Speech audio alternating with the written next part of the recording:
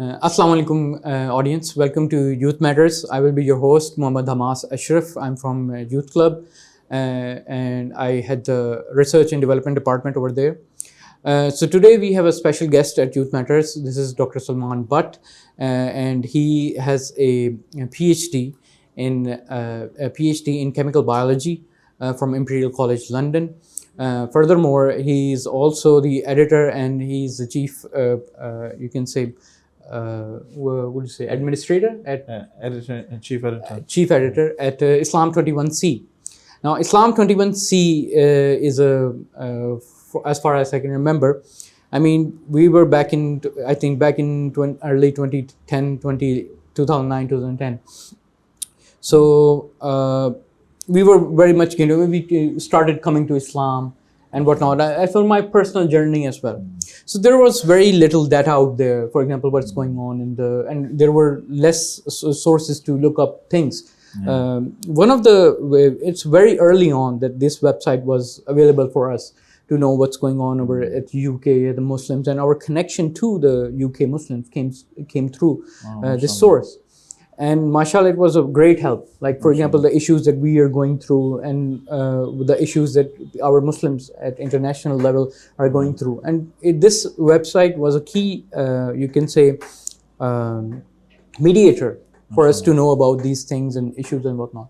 And alhamdulillah, I'm not sure if everybody's heard of it. It's a very prominent website for Muslims all over and internationally. It's accessed in America, in UK, and even in Pakistan. Like I said, I mean, even for me, sitting over here, it was quite helpful, especially back in 2010 and 2009. So what's the story behind 21C, if I like to ask? Bismillah, alhamdulillah, Assalamu alaikum, by the way. I don't know where to look, but Jazakallah khairan for inviting me to this.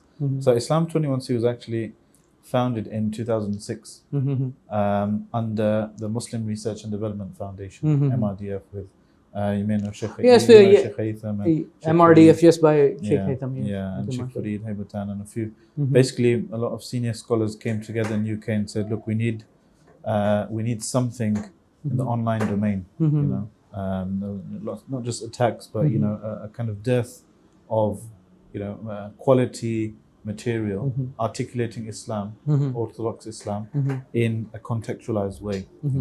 So and that used to be a kind of strapline, articulating Islam in the 21st century. So basically, the purpose was you can propagate Islam and Orthodox Islam, or was it to make people aware, like a news site for Muslims? What was it, basically? So it was a bit of a mixture. The thing with Islam21c, it's kind of a strength and a weakness because you can't really pigeonhole what exactly it is. Yeah. This is a feature, a result of our values and our principles and our dawah, which is to see everything in an interconnected way. We don't see like a box called Islamic and a box called current affairs and a box called deen or religion or whatever. But everything is merged for us. What we try to display, that a practicing Muslim, a conscientious Muslim, should have an excellent relationship with Allah, should excel in their personal ibadah and their spirituality and their iman, and also be at the forefront of activism and political change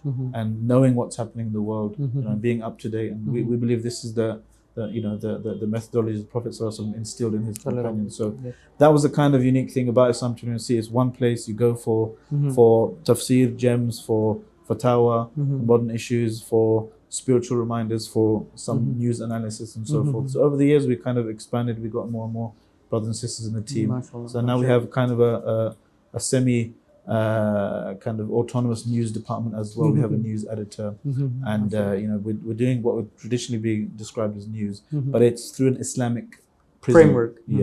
So it's like, here's what's happening in the world. This bill is being passed, or this earthquake's happened, or this XYZ news. But what is the Muslims' analysis of this? And that's what we do. So we're not just kind of reporting news, but We're saying, here's some news. Here's what we think you should be thinking about as Muslims, as an ummah. Mashallah. And here's what we say about it. Here's what, our spin on it, or our analysis or comment on it.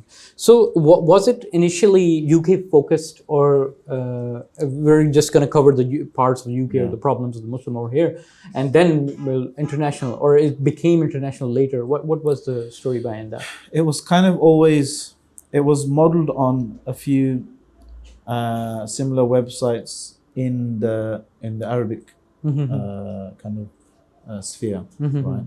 In that it does focus on the country where most of its authors are, but it gives Muslims an interconnected view of the world as well. That you're one ummah. You should know about the major things that are happening in Sudan, between North and South Sudan, or in Egypt or Afghanistan or Indonesia, at least the main major stories, and we can't, the only reason we don't report or talk about what's happening in, Fiji more, that's of interest to Muslims, is just because of resources. If we had someone in Fiji, and we're trying to get more and more writers all over the world. All right. So you're planning to expand this?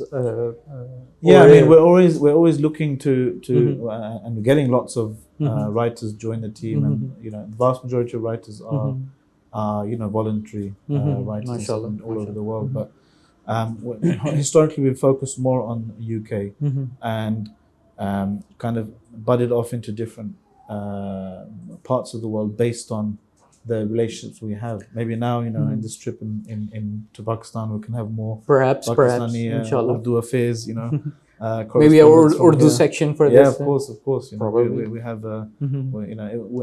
we see ourselves as a global kind of thing, and we want to build more and more. One Ummah global village, and it's a nice purpose and mission to have. So it's more now categorized in a way, you're saying, or it's still like the one.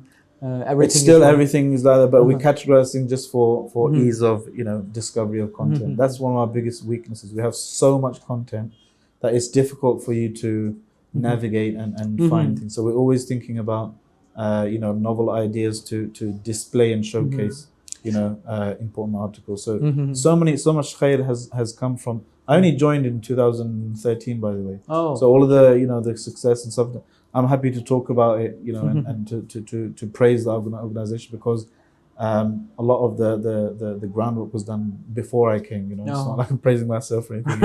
But that's why I joined Islam21c. After I finished university, I had this opportunity to kind of put those research skills to use, transferable skills. So it's a really amazing, kind of job to have. All day you're reading and writing and engaging with thought leaders on so many different topics that are useful for Muslims. And regarding my own personal story as well, like for example, I remember it was Draw Muhammad Day, I guess. Maybe that event, I can't recall, it's too far away, by the way. These things were, like for example, something that is happening to Muslims, and that would be there. I mean, Islam21c would cover something like that, and would be a thing for concern for us and whatnot. And we got aware of those things, and it was partially, a lot of that was helpful in my change as well. And alhamdulillah, I praise for your efforts and whatnot in regards to that. Coming further to this element, right? Your own personal expertise, for example, you've done chemical biology. So do you have any plan, for example, in a way that you also want to continue the biology? What is the interest in biology? Do you want to continue that, or you have just shifted the entirety of your focus to Islam21? I do. I still stay, on top of some of the literature and research in the field, and I've always been a kind of science nerd. Always been interested in science, and we both are science nerd. I am also. I mean, I also have an master's in philosophy. We were talking just before we started the recording that mashallah, you've been researching into plants and genomics and evolutionary biology and stuff. But yeah, my interest came from just being fascinated by science, being a kind of huge science nerd. MashaAllah. And I want, the thing is, my PhD supervisor, one of them used to say, a PhD is about So it might be different in humanities and stuff because you spend so long learning a particular subject. But in science, a PhD is more a license to supervise research independently. So it's more about learning research skills. So it's not uncommon for people who've done PhDs in one science subject to completely switch and switch their research areas or whatever. After a certain point, it's more about what authors and articles you've written in about, and they will be accepted as your they will work as your, if you want to shift fields and whatnot, and you can do that. Mashallah, so that's a very good. I'm not interested in doing kind of academic research anymore because it requires a lot of. You see, the higher you go in science, you probably know this already, that the less kind of glamorous it becomes. I mean, it's very specific and tedious to just look at one thing, one specific thing, for a very long time. And people need to do it. I always encourage people to get into science. Even my own kids, I said, you can do PhDs in any subject, but you have to do a PhD in something. Okay, so because it's a good, and I encourage everyone to do something. We encourage. It's a good. Just for your own tarbiyah as well, learning how to think, how to attack problems, how to think, with a scholarly rigor. It's not something you can just learn from a book. You have to suffer. You have to go through the existential crises. You have to go through, almost just wanting to quit, and all the long nights, spending nights in labs, and that process, it really helps you, blossom as a human being, I think. So I really do encourage. And next time I come here, you should be back on track, inshallah, finishing. Inshallah. It's bad adab to ask somebody when they're finishing their PhD, by the way. But I'll keep on your case, inshallah. Okay, thank you very much. Okay, moving on to the topic, I wanted to ask what was the real motivator for you to shift to 21C? I mean, that's a big question for me. That okay, you were a science nerd and whatnot. So the main inspiration behind issues shifting to Muslim issues and whatnot specifically, did you have this target in mind from before while you were doing PhD, or how it went about to that? So it's a good question. Have you heard about Sabil? Sabil? Sabil is MRDF's other project, flagship project. So MRDF's kind of core focus it has multiple projects, and it's building people and providing guidance. So providing guidance is where things like Islam21c come in, but building people was a Sabil program. So Sabil, I enrolled in Sabil. It's like a 3-year, now it's like a concise 3-year program, and there's new intakes every year, mashallah. Sabil, I enrolled when I was in the middle of my PhD, I think. And I've been through science in the Western curriculum, right from, primary school level all the way up to PhD. And it's actually in Sabil where I learned how to think. It really helped me in my research, in my meetings with, communicating ideas with fellow colleagues, with supervisors. Because we don't really learn how to think in our Western schooling system. I don't know how it is here, but it's far below here at some points. It's good. I mean, that's the thing with schooling, and I've got a whole kind of bone to pick with the way the schooling system is set up and stuff. It's not, in my opinion, it's not created to produce thinkers. It's created to produce workers. It's a relic of the Industrial Revolution to mass produce workers, who are, smart enough to get jobs done, but not quite smart enough to overthrow the system and say, wait a second, why are we being forced to do this? So it's kind of it's producing. That's why personally, like my wife and I, we homeschool our children, and there's a growing homeschooling community. There were educationists, like I also talked to some educationists. Yeah, but I mean, people who work in schools and try to reform it, they are doing an amazing job. Lots of them are, because they recognize this problem, and they're trying to, fix it so that school does produce actual, what people want from it, in today's day and age. But my point is, when I attended Sabil, it really benefited. I really benefited from, the curriculum. It's a holistic tarbiyah program, and the intellectual side of things, the ilmi side of things, I really benefited from that. So I wanted to and it helped me get clarity and you know, and so forth. So after I finished my PhD, I had a choice to either carry on and do a postdoctoral research post and you know, jump from university to university, post to post, and kind of specialize further in a field or whatever, or use the skills that I had, research skills and methodology to apply to certain issues in our community that I thought would benefit from, you know, a new kind of approach, you know, maybe a scientific approach or approach with some kind of rigor. And I think Islam21c's opening as chief editor really kind of maybe fit that bill, you know, because you know, all day I'm just thinking and analyzing people's arguments and giving them feedback and editing work and critiquing stuff and ideas and arguments. And I found that, you know, fulfilling and also Mashallah, it's with more of an impact. It's very, you know, you can say inviting for someone like me, for example, who is also interested in some academic endeavors. So it's a very interesting job to have. Anyhow, speaking of which, you talked about schools, right? So I want to jump to the topic, right? We're concerned with what's going on in regards to education, especially in UK. And you also said you're homeschooling your children.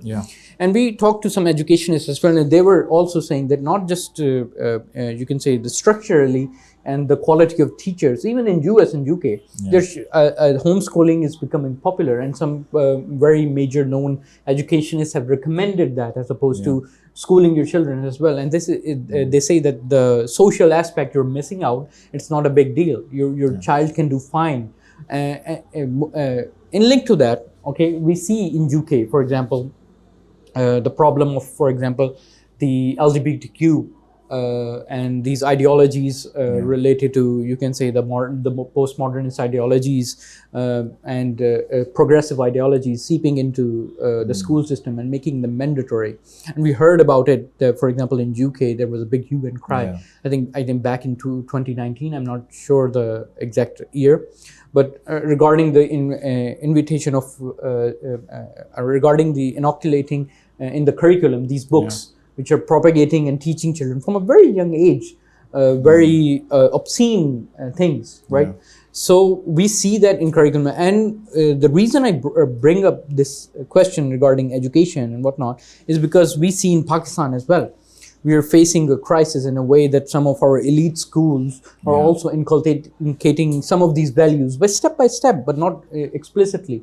But at least in the media, we're also facing these things. So naturally, we're concerned for our children. We concern our schooling. So, what are your, you can say, insights as when you were, you can say, reporting these things or studying about these things in the UK, so we can learn from what's going on in terms of schooling, in terms of this curriculum, and the involvement of the government. Sorry to, you know. No, I mean, it's really important. I mean, this is the thing. I guess it's the thing of the day. A lot of people around the world. In the UK, it's been for a while, and you know the tentacles of kind of, for me, it's white supremacy. Just one kind of subset of white supremacy, the projection of this cultural kind of hegemony to impose white Western norms, cultural norms, values, social constructs on other peoples around the world. You know, this. And it has to be seen through this prism, in my opinion, you know? Because the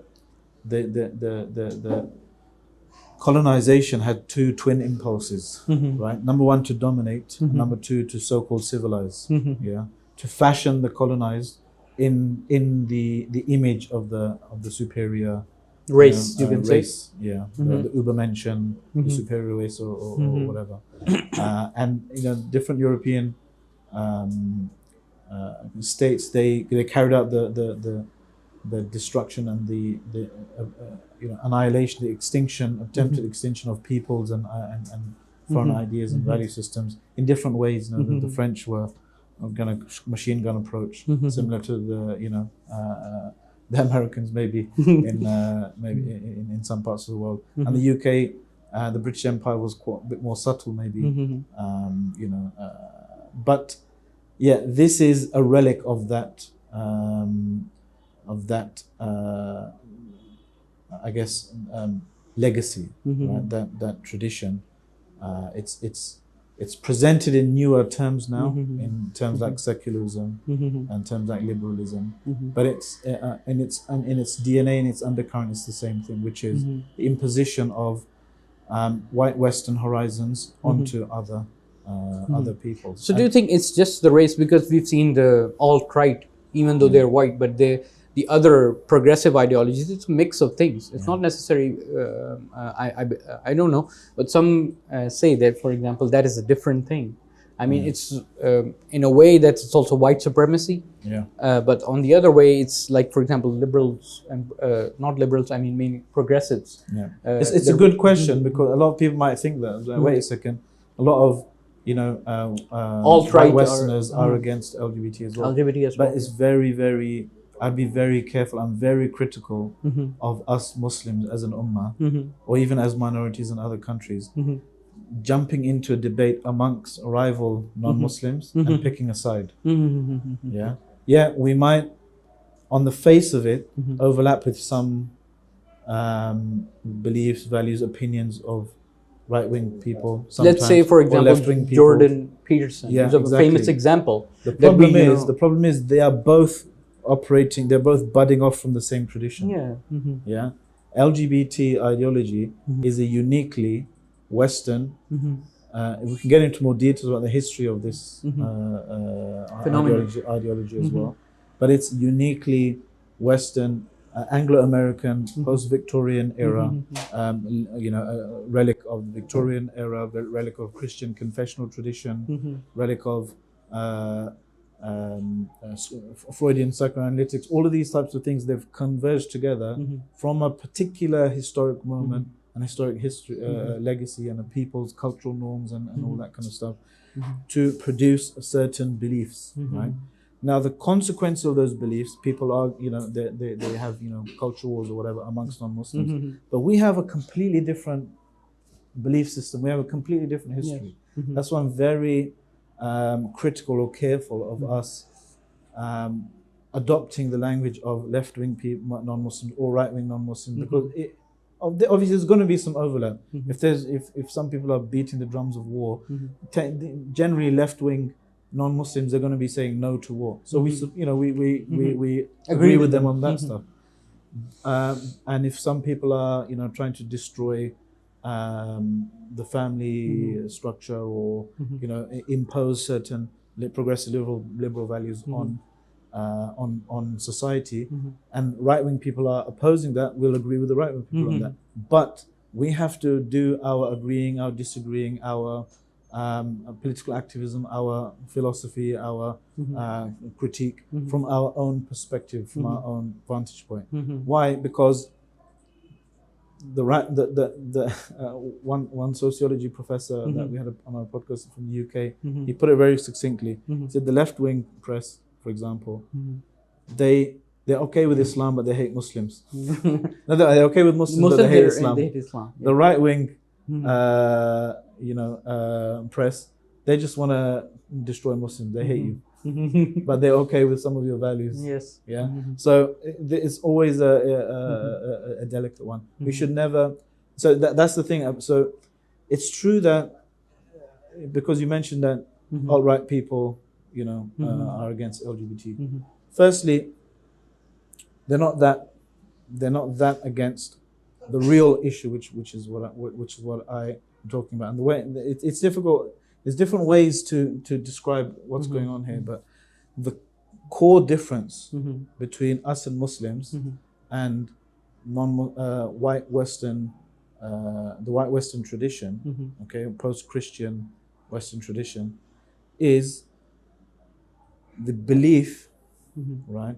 There's lots of differences, but on this issue is social constructs and norms and cultural kind of norms and mores of that tradition being imposed on others. You see, the reason why maybe a right-wing Christian person in the US might be against the certain LGBT practices or politics or whatever is not the same reason we are against that. That's something we have to be dead clear on, okay? And it would be harmful for us to just kind of adopt that. What's the actual difference? For example,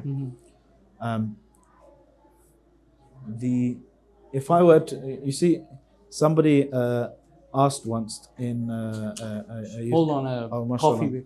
This both coffee. So one time, maybe if I describe it as an example. One time I was in a youth event, and a young lady, sister, maybe a teenager, she put her hand up and she asked, and we said the parents should leave, let the kids ask whatever question they want. It was myself and a brother who does like youth work and stuff. So she put her hand up and she said, "What's wrong with being gay or lesbian?" Yeah, this is the phrasing. What's wrong with being gay or lesbian? And the brother next to me, he went into what I'd call a standard response, which unfortunately I believe is kind of inherited from the Western right tradition, Christian, Jews, and that kind of stuff. And it's all, God created Adam and Eve, not Adam and Steve, all that kind of stuff. It's not natural. We're created by man and woman. Now, technically, it's correct, but I could see from her face she wasn't buying it, right? Why is that? Because she's already been pre-prepared in her school, in broader dominant culture, and from what dominant powers have been spreading. She's already prepared that some people are going to say this. And some people, because maybe she's basically she's not aware of the pure Islamic narrative or the way we should be responding to that. And I think most Muslims aren't aware of it either. Even du'at and scholars, unfortunately. I mean, I have to interject into that. Even, for example, here we're facing the LGBT narrative, right? Now, some of it is Western, some of it is mixed with the culture, the current culture over here.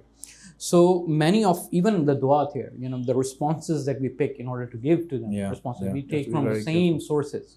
We take from some of us have taken from the same sources, but we all obviously we have our own. So what do we say to this girl? She's saying these things, and I said, look, I thought, let me try an experiment. Let me try to speak to her like she's an adult, because I think we underestimate the intelligence of our young people sometimes. So I said, look, the problem is with the question. This question doesn't have a space, discursively for a correct answer. It's like saying, have you stopped selling drugs yet? If I ask you, have you stopped selling drugs?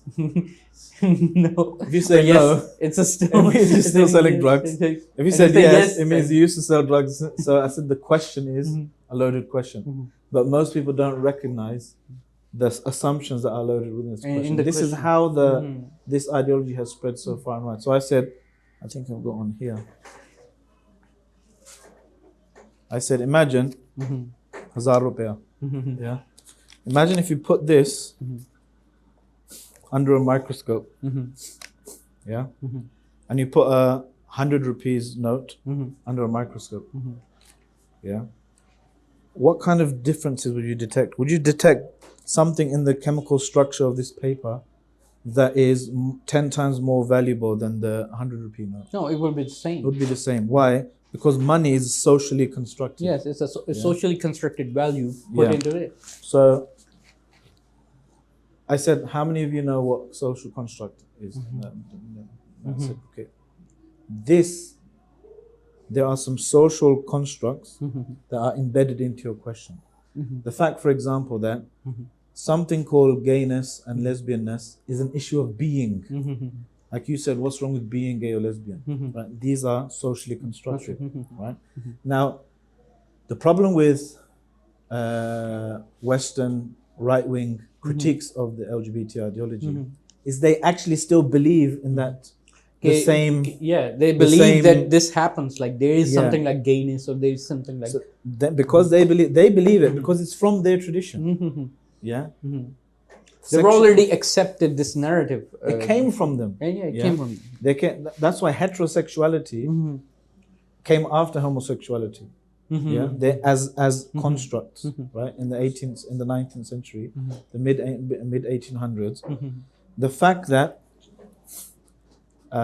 human beings are individuated, the belief that human beings are individuated, split up, categorized across discrete permanent, rigid, deterministic categories based on your attraction.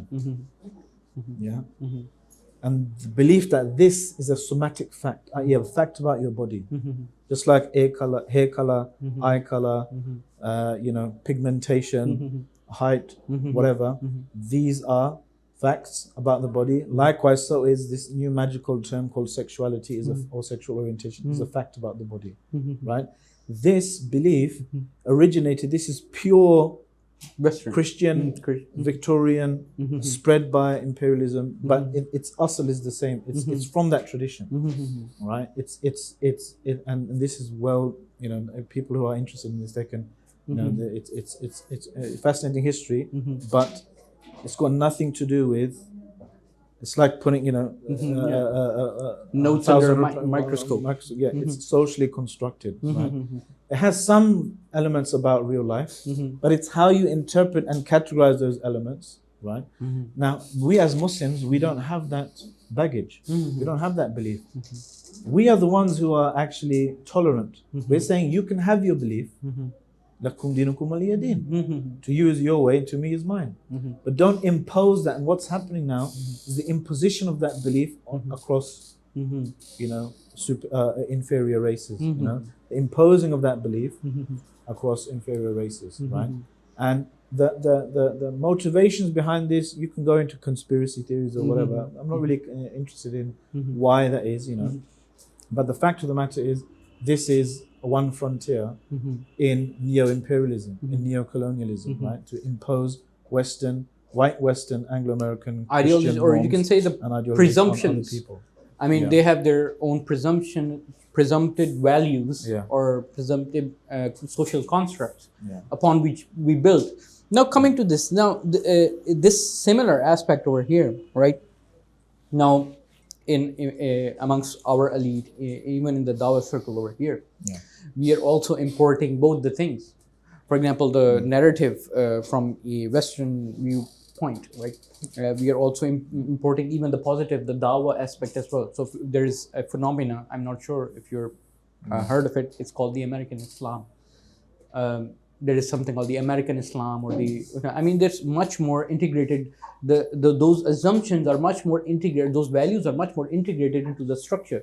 And when they teach Islam, they have to utilize a certain set of values or the certain lens, right? Which we here in Pakistan do not have that traditionally.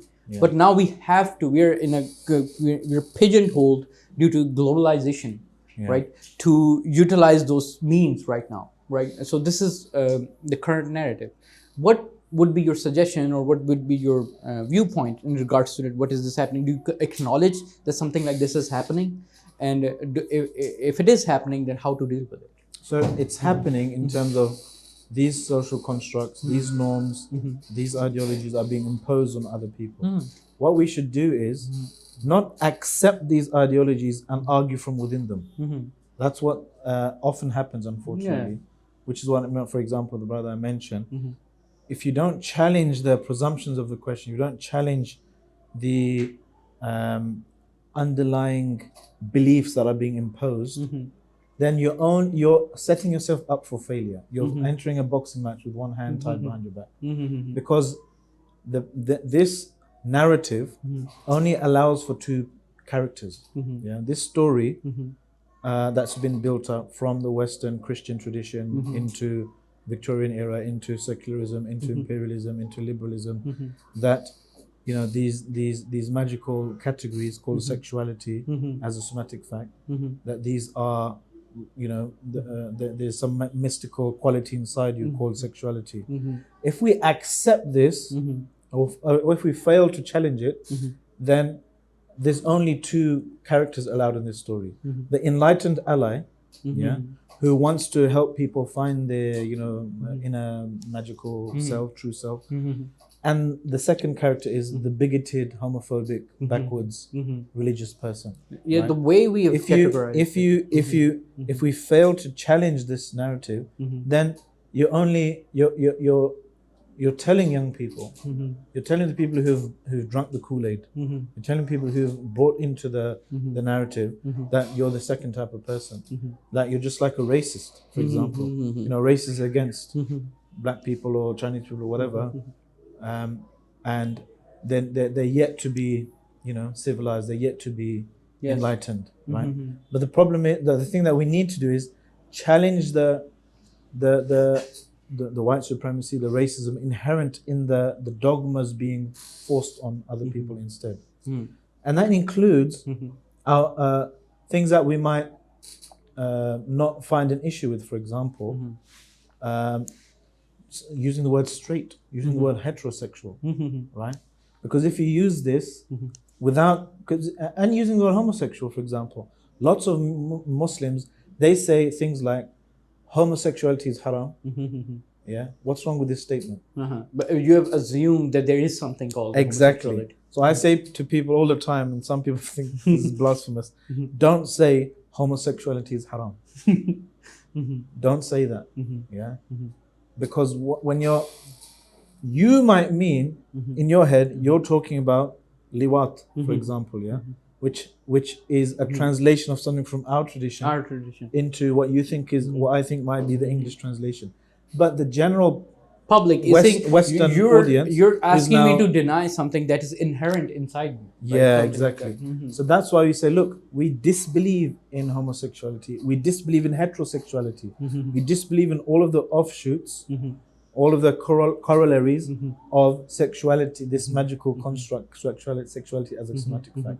Joseph Massad, for example, Professor Joseph Massad has an excellent chapter on this, and a very important book for anyone who is involved in da'wah, called Islam in Liberalism. Islam in Liberalism by Professor Joseph Massad. Professor Joseph Massad. Yeah. Right. There's three main chapters. One is on, so it's talking about how liberalism and you know, underlying understandings of white supremacy and Western domination of inferior peoples, how liberalism regards Islam, yeah, and how it sets up. You see, historically, it's the Christian West and a dominant notion of Europeanness, what it means to be European, what it means to be Western. It's always required an enemy other to define itself. Yeah, it needs Islam, it needs the Mohammedan, it needs the foreign, barbaric, infidel, whatever that it's called Muslims historically, in order to define the boundary between itself. I guess it's and what called the boogeyman problem. Yeah, you have to define that there is a boogeyman out there, right? And therefore, from his perspective, he's trying to kill you or destroy you. Yeah. So there's that element, but there's also a deeper element of your actual who am I? Oh, I'm not that person. I'm not that. Yeah.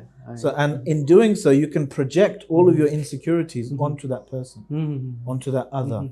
Yeah, that other is required for you to define yourself. This is what's been happening since the Crusades, maybe even earlier, right? And that's why it's one long narrative: Crusades, Spanish Reconquista, Spanish Inquisition, up to the War on Terror. Right? It's the same underlying philosophy, same narratives, right?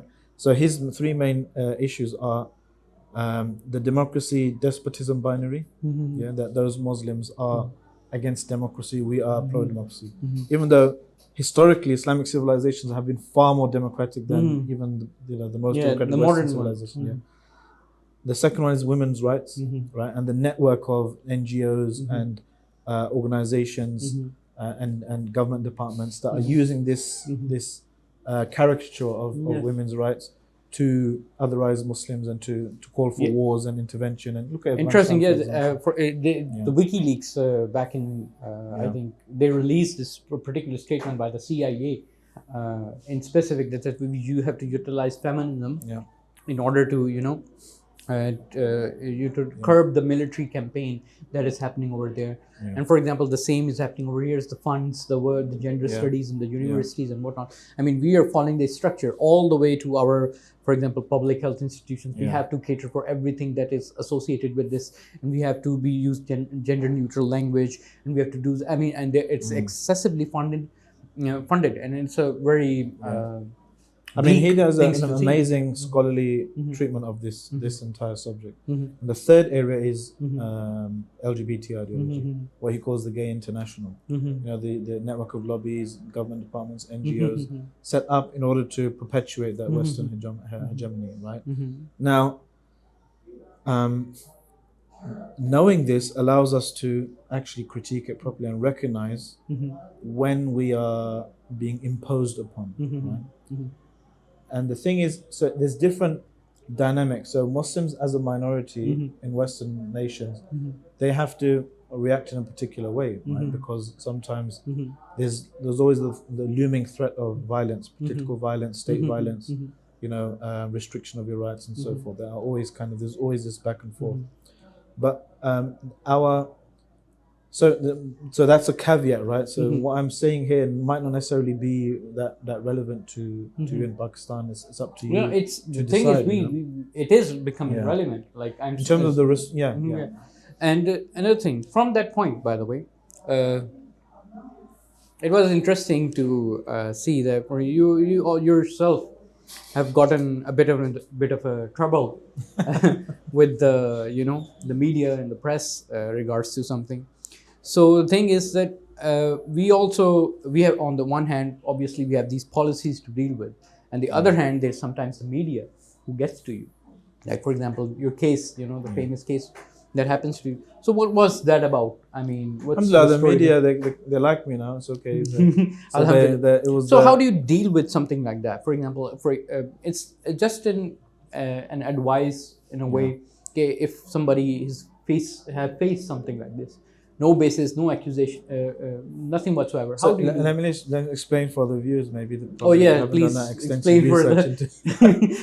So in 2015, I woke up one day and people are calling me saying, "What have you done?" I was like, "What are you talking about?" I said, "Your names were mentioned in a 10 Downing Street press release by the Prime Minister's office." Saying what? So they're saying basically there's a policy, so-called anti-extremism policy, that everyone hates, by the way, even non-Muslims. But it was, being rolled out to universities, and they say, universities have to be on the lookout for extremists that are radicalizing students. And here's a list of few of them, and my name was there on the list. I was laughing and thinking, is this funny? Is this some kind of other, some other Dr. Salman out there that I don't know? But it turned out to be myself. So, long story short, we sued the government, and they apologized and took the name off. And also it allowed us to launch a judicial review, which is a public law challenge against the government, arguing that the government acted unlawfully by issuing anti-extremism guidance, because they don't have a right. A government in a democratic society should not restrict people's or decide what is extreme and not extreme. What is not extreme. Not it's a very vague term. If people are law-abiding citizens, they should have the right to follow express whatever beliefs they have within the law, right? Exactly. If the law says that this is illegal, fair enough, we follow the law. But if the law is, we're not going to accept that there's one law for this person and another law for us. So we're campaigning against this discriminatory treatment. So we're currently waiting to have the trial has been going up through higher and higher courts. And we're currently the highest court. The royal courts? No, the higher than that, which is the European Court of Justice. We're waiting for that. That could take a few years. So the point is, we fought back, and we encourage. If you've been wronged, if governments are trying to, and this implies in Muslim countries as well, if governments are trying to arbitrarily restrict people's rights, this is a dangerous precedent for everyone. We say Muslims in the West are the canary in the coal mine, right? This is I don't know if you use this phrase, but back in the day, I don't know if it was real or not, people in a coal mine would have a canary in a cage, so that if you stumble across too much carbon monoxide, the canary dies first. That's your alarm system. So you need to get the hell out of the coal mine. Yeah. So the canary in the coal mine is an expression that okay, if this is happening, it's a warning for something that's going to happen ahead. So these policies are tested on Muslims in the war on terror era. Yeah. In the US, you have the Patriot Act and probably other stuff. I don't know. In the UK, we have anti-terror laws, and reviewer after review after review of anti-terrorism legislation has said there's no need for these. We've got enough laws against actual crimes, but prisons are full of terrorists who did actually no violence or nothing actually that a normal person would call terrorism. So this is the problem when Muslims are being used to as the bogeyman in some societies.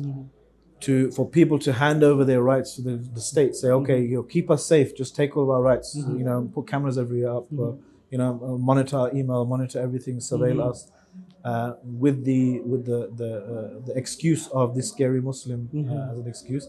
Don't accept that. This is what we've been saying, that it might be happening to us now, but it's going to happen to you tomorrow if you accept this. And this is exactly what's happened since these anti-terrorism legislation and anti-extremism policies were passed. We've seen non-Muslims who are maybe have unpopular opinions. They are increasingly being targeted by these same policies. Yeah, animal rights demonstrators. We're not going to discriminate. Yeah, but because if a government has power to arbitrarily stop that person, I don't like what he's saying. They'll use it. I'm going to use that thing, So another piece of legislation called RIPA, R-I-P-A, a Regulation of Investigatory Powers Act, I think. I think it was a RIPA. It basically said, look, this is a terrorist threat. Muslims are, or these bogey extremists, they're gonna blow you up. So give us the right to investigate, to basically monitor everyone's online activities and behavior and stuff, and give lower the bar before you have to say, look, we think that guy is going to do something. Here's evidence. Let us, start monitoring him. Now they don't have to do that. They just, they can do it en masse. Like surveil everyone. It reminds me of the Minority Report. Yeah. So it's pre-crime basically. But now that they've gotten that power by using the terrorist threat, now they're using it on random things like, is this guy paying his taxes? Is this guy dodging something? Is this guy getting benefits? Yeah, because when we say we told you so, so it serves you right almost. Yeah. It's like axe on your own foot. Yeah, right? exactly. By the way, so I'm going to move back to the education part, right? Yeah. So it is important in regards to how we educate our the Muslim Ummah in terms of how we're going to go about these things. And one of the key aspects are the establishing one unified mission and vision, right, for our public audience. And I've been made aware that you are here for that purpose. There's a program, and I suggest, you should introduce what the program is about. And you're here to conduct a program, by the way. Yeah, this is with Sabil. I mentioned Sabil. Yes, Sabil and Sapiens Institute, Hamza Georges, Sheikh Haytham. We did it in a bit of it. Sorry, I'm not backtracking. So an introduction of what it is. It's a seminar. It's a 4-day course retreat. What it is? So it's something we did in Turkey. And mashallah, some of the brothers came from Pakistan and said, we want to do this in Pakistan. What it is a retreat, a 4-day retreat, where we invited mostly people involved in da'wah, but it's relevant to people in other fields as well, to look at the benefits and how to craft a vision for yourself in your organization, how to create a strategy to fulfill that vision, and also what are the principles required and characteristics required for someone to be a successful person in executing their vision and executing their strategy. So those are the 3 kind of main areas. Mashallah. Kind of intensive, inshallah, with some very very special people. I'm just there to carry the bags, but mostly Sheikh Haytham and Ustad Hamza Georges, mashallah. 2 amazing instructors. Amazing instructors. But also, right from the beginning, contributors to Islam21c. Yes, mashallah. Hamza is one of the oldest authors as well in Islam21c. Sheikh Haytham, one of the founders, mashallah. And this is why is very overlapping into our interests as well, and I do some stuff with Sabil as well. So that's why we're here, inshallah. Not to give you a vision, but to help people craft their own vision, and benefit ourselves and then. Alhamdulillah, it is important as Muslims, as Muslim, we have one body, the one body concept of Islam21c itself, right? it embodies in this mission and vision as well. That for example, that we are one ummah, and we should have crafted our own. We should be visionaries and missionaries, and we eventually we have to have to build ourselves and our public, and we have to save ourselves from all these fitnas out there. Then mashallah, it's a very good initiative. I'm really looking forward to it. Alhamdulillah, lots of brothers, yourself inshallah as well, perhaps coming. I don't know. And the brothers from Youth Club and Youth Matters, inshallah, and lots of different organizations, alhamdulillah, coming. And one of the things that and one of the principles for success as well is linked to what we've been talking about in terms of response to LGBT ideology and Western neo-imperialism, is fostering thinking, critical thinking. This is one thing, one tool in your arsenal, one weapon against these foreign kind of impositions of other people's norms, values, and tastes and attitudes. That is spread critical thinking. If we have critical thinking, then we'll be able to recognize when somebody is imposing some hidden agenda, some hidden presumptions through the back door. If you're critically thinking, you will be able to analyze these things. And if you're not, I mean, you're just buying into the crowd. You're like the sheep. Absolutely. So I say, any last message? I just want to. We should wrap up. Finished already? It was in a very. No, it was a very. very. When do we start? Normally, when you get lose track of time is a good sign. I always say. I think alhamdulillah, it was a very engaging discussion, very intellectual discussion, and I enjoyed it. Alhamdulillah. These are the key elements I think we should be discussing as Muslims about what are the depths of our problems that we are facing, to critically analyze the problems. And Muslims need to be aware of this. And not stand on our own feet. We have nothing to, sorry to interrupt, we have nothing to hide. We are the ones who are actually calling for genuine tolerance and critical thinking. Let other people have their opinions, but don't impose your opinion on me, telling me it's some universal fact just because it came from the superior race. This is why you mentioned postmodernism, for example. Postmodernism and gender studies and stuff. There's in critical theory, in queer theory, for example, they're agreeing with us, right? They're actually a branch of postmodernism, post-structuralism, which is critiquing modernity, critiquing modern concepts and notions and beliefs that are just universalized. This is what we've been doing all along, right? If somebody is coming with us and imposing something on us, we critique it. We say, no, wait a second. What you're coming with isn't some universal fact that everyone has to yield to. It's your opinion. Don't impose your opinions and your beliefs and your social norms and attitudes on us. I guess there was a book called Cynical Theories. Have you read about it or heard about it? I mean, it's a critique of this postmodernism in a way. For example, the gender critical theory, the race theory, and it discusses the underlying problems with that.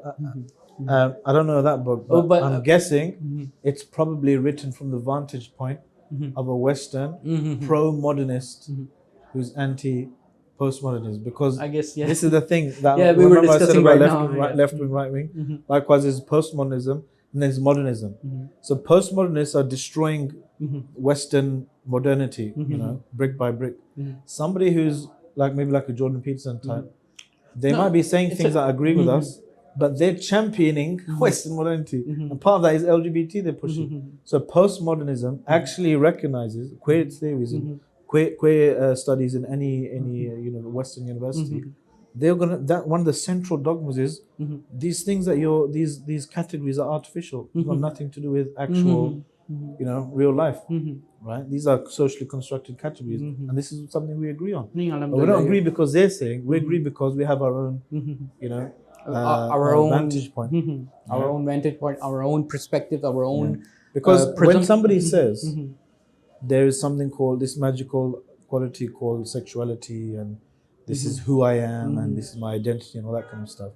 Not only are they drawing on the history of the Christian confessional tradition and Western Christianity, because Eastern Christianity is different, by the way, but Western Protestant Christianity and Western liberalism and so forth. They're also imposing upon others for example, beliefs about what is the purpose of life, beliefs about what is the purpose of desires, beliefs about what is the relationship between the human body and the human person and his or her desires, right? What is love? Yeah. What is love? And these are big questions, that every culture has a rich tradition in answering, right? Muslims should champion their own. And these have been collapsed into this childish binary, pushed and pumped out by Western propaganda, cultural producers, power, NGOs, all types of things, saying, look, love is love. Yeah, that's the answer to that question. And if you feel something, you are that thing. Yeah. And the purpose of your life is you are a pain avoiding, pleasure seeking robot. That's all you are, right? And these are the things that are being imposed on us. So we have we want our brothers and sisters to actually feel sorry for someone who has such a meaningless life, bereft of actual, value and higher purpose, that they're simply being governed by the material impulses. That if you have a few, neurons misfiring in your brain and central nervous system, make you, like somebody, confused about the appreciation you have about the beauty in another a person of the same sex. That now is jumped on by the social constructs, by society that is pushing these beliefs and constructs and norms, to turn that into an identity. All this kind of stuff. All of these things, if we're critical in our thinking and separate actual reality and facts from people's opinions, and social constructs, that one thing, to be able to critically distinguish those things, they will help so many other issues. And Muslims can, lead the way and show people that here are the answers to those questions. This is what love is. We have a much rich tradition, right, in regards to the meaningful things, what love means, what these things means, there's value in it. I mean, we came from a much, you can say, much more intellectual, much more critically thinking tradition, and we have a much more comprehensive definition of these things.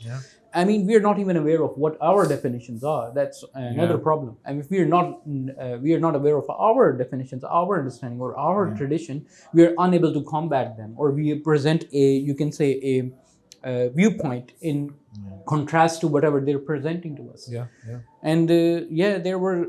And this is exactly how Islamic scholars have been, cautious and careful and critical throughout the ages. In case people ask me for dalil or something, it's famous that Shaykh Al-Islam when talking about, for example, the names and attributes of Allah, he says it's from our adab as Muslims not to use foreign terminology. Okay, for example, in his time there was terminology taken from the Greeks and Hellenistic philosophy.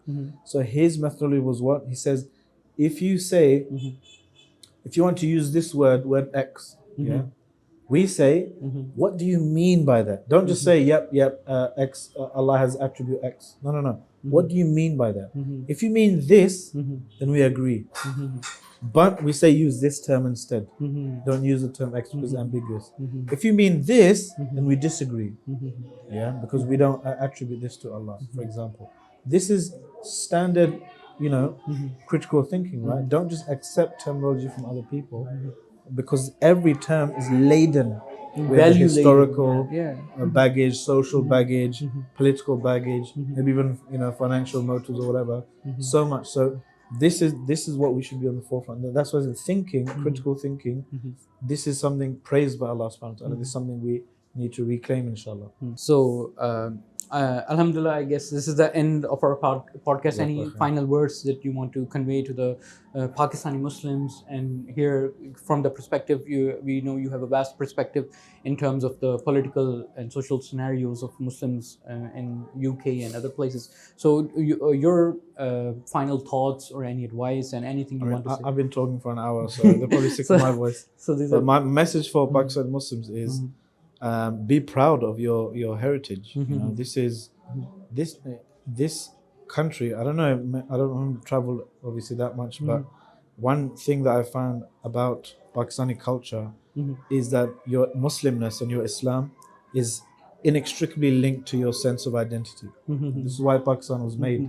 Pakistan ka matlab kya? La ilaha illallah. La ilaha illallah, right? Muhammadur Rasulullah. So be proud of this rich heritage, and I really feel sorry for those who are looking up to, the former colonizer, the pinnacle of humanity, the white Western male, right, as some kind of hero figure, some kind of role model to Follow emulate, and right? yes. Because back home in the UK, for example, it's those types of people who are flocking to Islam, right? I mean, Because they're moving over here. They recognize, moving and they're emigrating, because we don't see it. You don't see it from, even we don't see it from news and TV and culture, popular culture.